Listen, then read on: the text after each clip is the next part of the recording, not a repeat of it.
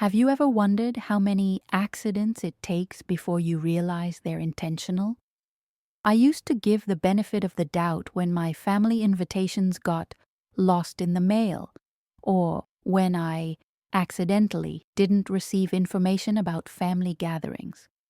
At 31 years old, I finally understood that there's no such thing as that much bad luck in the world. My name is Hannah Hill, and I work as a senior paralegal at the most prestigious law firm in Mountain Brook, Alabama. Every day, I examine evidence, build cases, and help attorneys uncover truth buried in stacks of documents. Ironically, it took me 3 decades to apply those same skills to my own family life. The realization came on a Tuesday in September when I was organizing my desk at Pemberton and Associates. The air conditioning hummed softly, mixing with the sound of pages turning and keyboards clicking on the 17th floor of Birmingham's tallest building.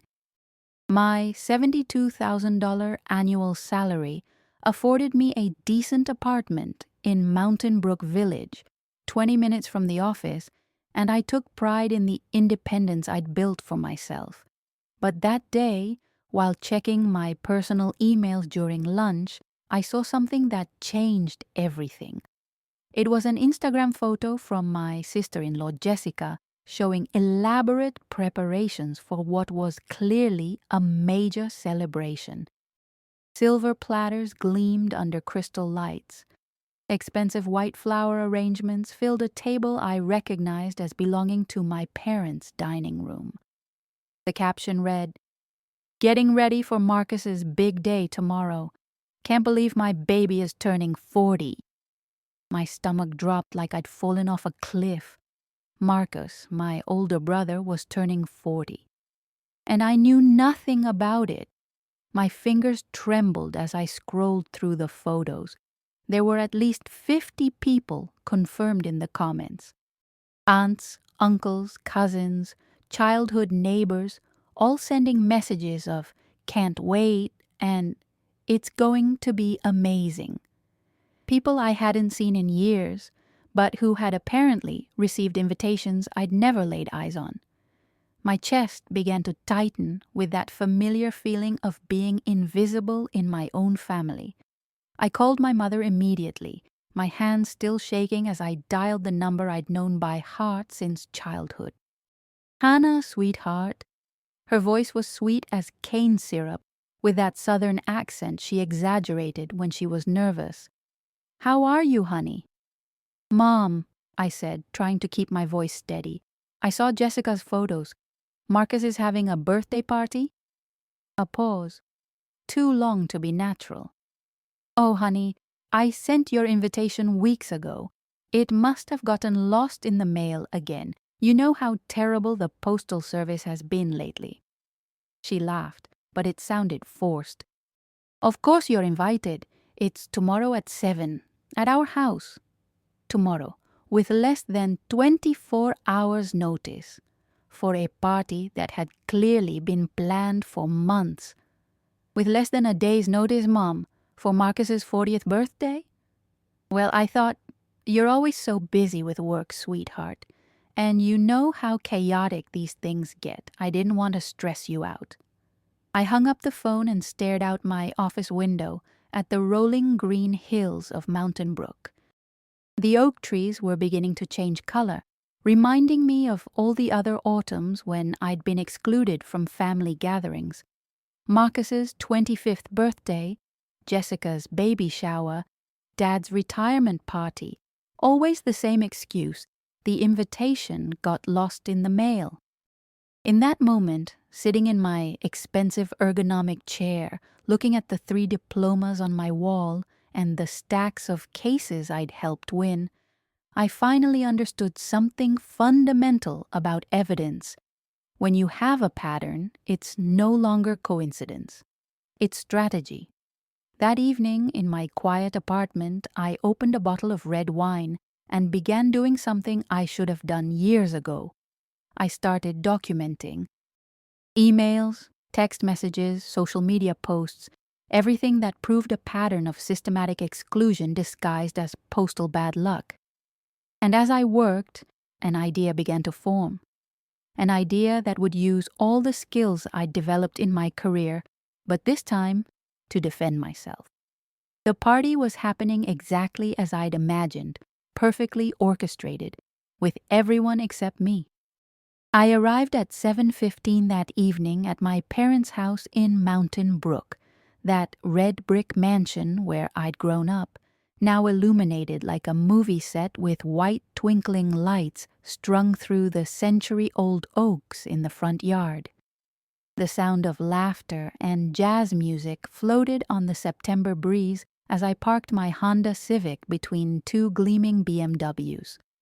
Even from outside, I could see through the enormous French windows that the living room was packed with people in elegant attire, champagne glasses in hand, all celebrating my brother like he was some kind of returning king. When I rang the doorbell, my mother opened the door wearing a navy blue dress I'd never seen, clearly purchased specifically for the occasion. Her smile faltered for a second before widening with exaggerated brightness. "Hannah, you made it!" She hugged me too tightly, that kind of embrace people give when they feel guilty. "You look beautiful, sweetheart." I was wearing my best black dress, the same one I wore to important client dinners, but walking into the house, I immediately realized I was underdressed. This wasn't just a casual birthday party. There was a professional bartender, servers circulating with canapes on silver trays, and decorations that must have cost more than my monthly salary. Marcus stood at the center of the room, radiant in his charcoal gray custom-tailored suit, surrounded by at least 15 people who hung on his every word. At 40, he had that confidence that comes from a lifetime of being the favorite child. Shoulders back, wide smile, gesturing with a glass of single malt whiskey that probably cost more than my weekly grocery budget. "Hannah!" he shouted when he saw me, throwing his arms open theatrically. "You made it! Mom said your invitation got lost again. Such bad luck, right? Bad luck. As if family invitations were distributed by some cruel cosmic lottery." I spent the next hour trying to blend in, making conversation with aunts who politely asked about my little job at the law firm while spending 20 minutes detailing Marcus's latest achievements at his consulting company. I learned through these fragmented conversations that he'd just received a promotion to senior vice president, now earning $250,000 a year. I also learned that my parents had been organizing this party for 3 months. 3 months, not weeks, months. The breaking point came when my father stood up to make a toast. Richard Hill, always imposing at 68 with his perfectly styled gray hair, tapped a knife against his crystal glass.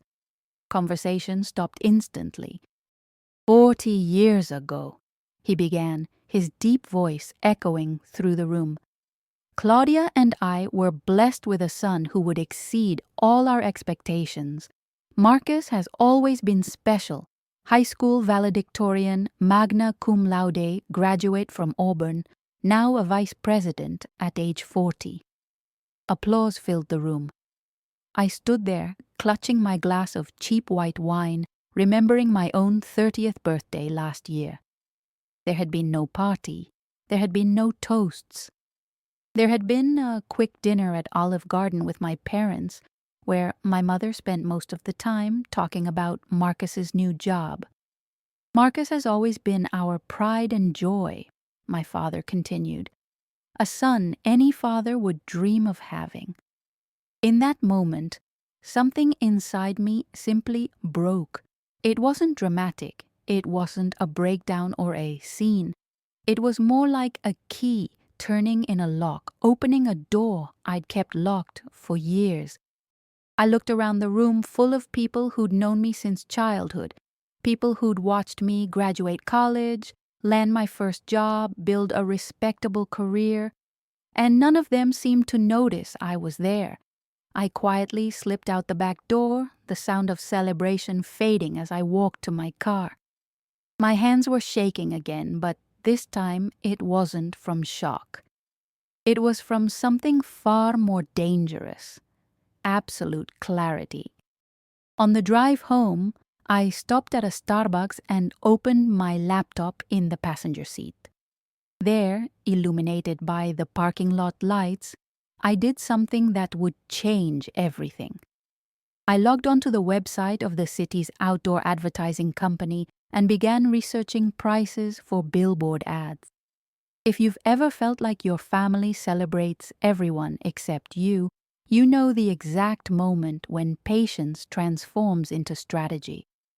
Mine happened at 11:47 p.m. in a Starbucks parking lot, with my laptop glowing and my resolve crystallizing into something unbreakable. The next morning, I woke up with a mental clarity I hadn't felt in years. October sunlight filtered through my apartment curtains, illuminating the stacks of evidence I'd spread across my dining table the night before. Emails dating back 5 years, screenshots of Instagram posts from family events I'd never known existed. A painfully precise timeline of lost invitations that formed a pattern impossible to deny. I grabbed my morning coffee, a double cappuccino I'd need to sustain me through what I planned to do, and called Jennifer, my best friend since college. Jennifer worked at an advertising agency in Birmingham and understood marketing campaigns as well as I understood legal documents. "Hannah, it's 7 a.m. on a Saturday," she said, her voice still rough with sleep. "Did somebody die?" "No, but something died." My patience. I quickly explained about Marcus's party and my growing idea about billboard advertising. There was a long pause, then a low, dangerous laugh. "Wait, you want to buy billboards to expose your family for not inviting you to events?" "Not exactly. I want to buy billboards celebrating my existence, since they seem to have forgotten I exist." Jennifer was quiet for a moment, then said, "You know, this is going to blow up in your face, right? Your family is going to be furious." "Jen, I spent 3 decades trying not to make them furious. Where did that get me?" 2 hours later, Jennifer was at my apartment with her laptop, 2 croissants from the local French bakery, and a gleam in her eyes I recognized from when we were roommates at the University of Alabama, and she was plotting some epic mischief. "Okay," she said, opening her MacBook on my dining table. "Let's do this right. First, we need to identify strategic locations." She pulled up a Google map of Mountain Brook. "Where does your family shop? Where do they go to church? What route do they take to work?" We spent the entire morning mapping the movement patterns of the Hill family. My parents shopped at Whole Foods on Highway 280. They attended Mountain Brook Presbyterian every Sunday at 10:30. My mother had Pilates classes at the country club gym on Tuesdays and Thursdays. Marcus lived in English Village, 15 minutes from my parents, and past the intersection of Highway 280 and Mountain Brook Parkway every day going to work. "Perfect," Jennifer said, pointing to the map. "There are 3 billboards in this area that would hit all these locations. One at the main intersection, one in front of the shopping center where Whole Foods is located, and one at the entrance to their neighborhood." I called Alabama Outdoor Advertising while Jennifer researched designs. The woman on the phone, Carol, had a cheerful, professional voice that reminded me of the secretaries at my law firm. "Standard billboard runs $1,200 per month, honey," she said. "How many months are you thinking?" I looked at my savings account online. $28,000 I'd religiously saved over 5 years, planning to use for a down payment on a house. But what good would a house do if I didn't have a family to welcome into it? 3 billboards, 2 months each, I said. What's that run? That would be $7,200 total. $7,200, nearly a third of my savings. I thought about Marcus's party, which probably cost more than that. I thought about the 3 months of planning that went into celebrating him. I thought about all the invitations that supposedly got lost in the mail. Deal. Jennifer had already found the perfect font, elegant but readable from a distance. We worked on the text for 2 hours, refining each word like it was a legal brief. Happy 31st birthday to Hannah Hill, successful paralegal, loving daughter and sister. Thanks to everyone who remembered. It wasn't lost in the mail this time. Simple, elegant, and with just enough bite to make the point without sounding bitter. The parenthetical was Jennifer's idea, and I knew it was genius. On Monday morning, I signed the contract at Alabama Outdoor Advertising. Carol showed me digital proofs of how the ads would look. Elegant white lettering against a navy blue background with a small photo of me smiling in professional attire. It looked like a political ad, but celebrating my existence instead of asking for votes. The ads will be live by Thursday, Carol said. You sure you want to do this, honey? It seems personal. I looked out her office window at the first billboard that would be installed, right in front of the Whole Foods where my mother shopped. In 72 hours, all of Mountain Brook would know that Hannah Hill exists, is successful, and deserved to be remembered on her birthday. Sometimes the most powerful thing you can do is refuse to remain invisible. Sometimes love requires making yourself impossible to ignore. I'm absolutely certain. The first phone call came at 8:37 Thursday morning. I was making coffee in my apartment when my cell phone rang with an urgency I recognized immediately. It was the special ringtone I'd assigned to my mother. Hannah Marie Hill, can you explain to me what in the hell is going on? My mother's voice trembled between fury and panic. All her southern charm evaporated like dew in August heat.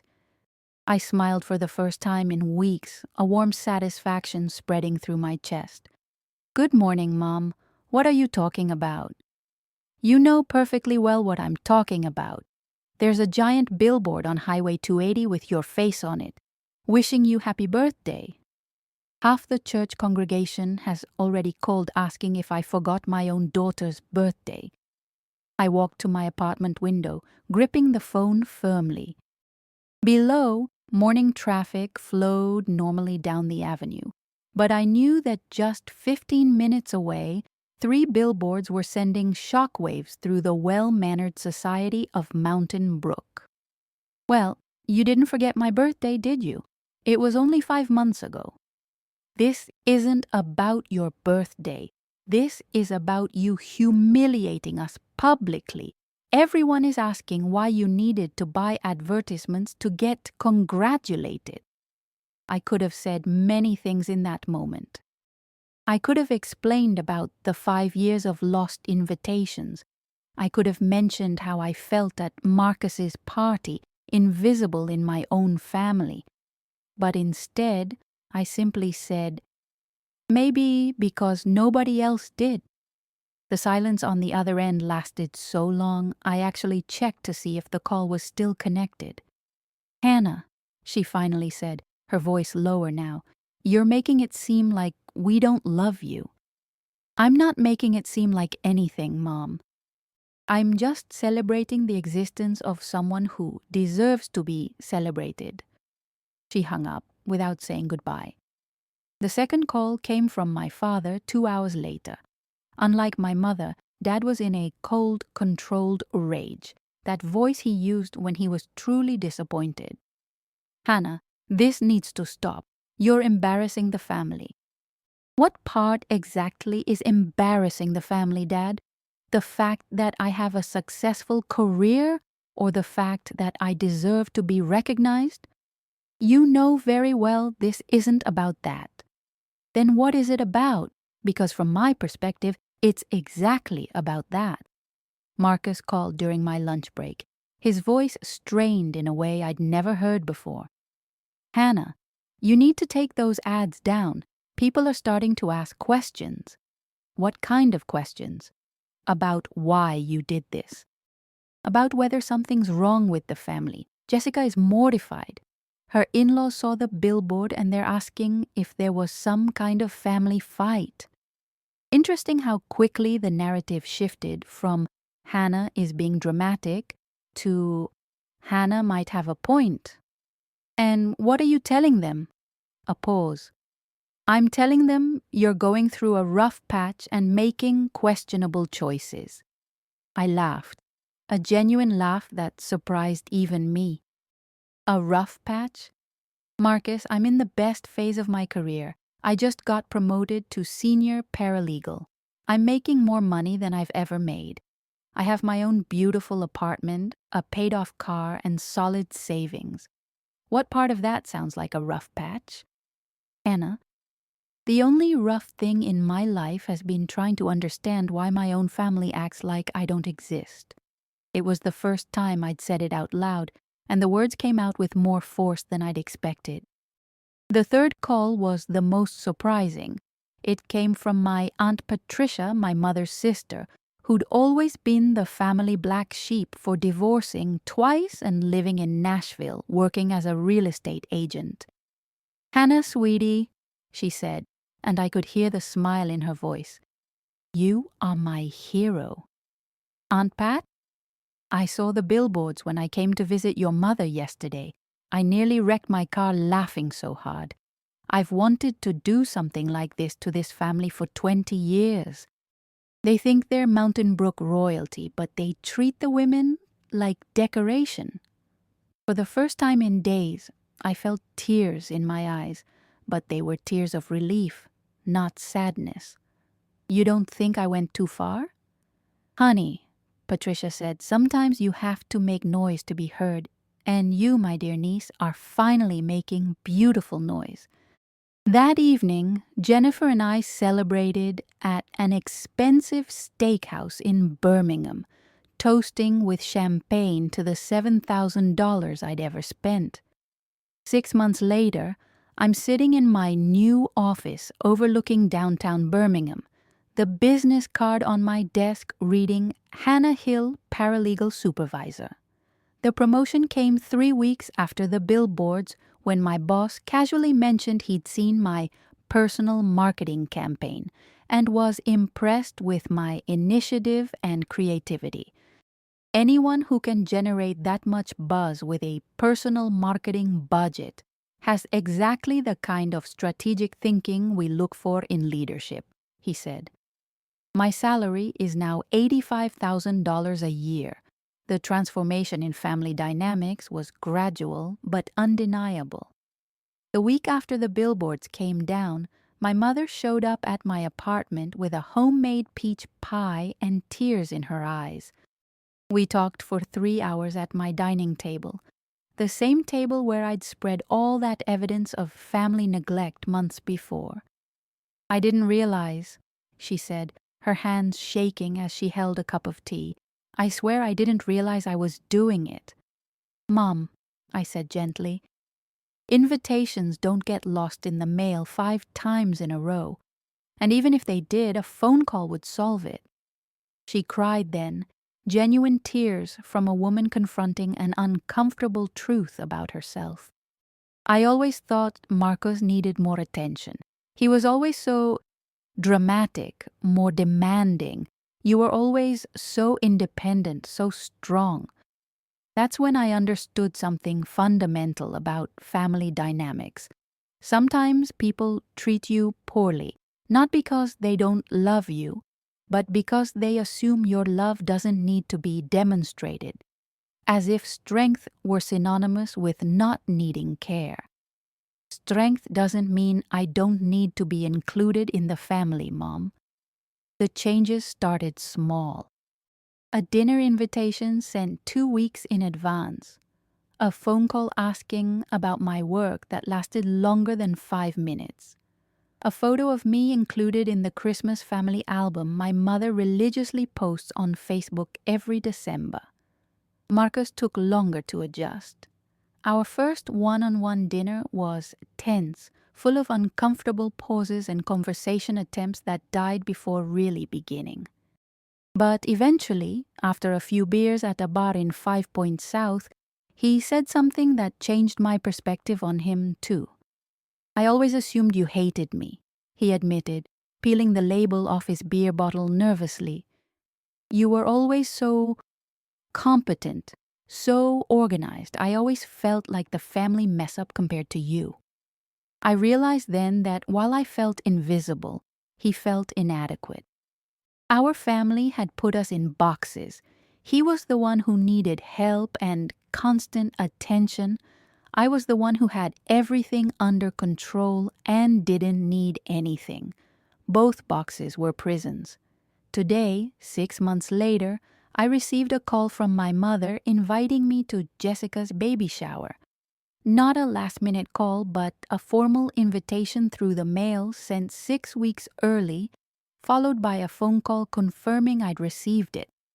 "And if you want to bring someone," she said hesitantly, "there's always room for one more." That's a new development, the recognition that I might have a personal life worth including in family celebrations.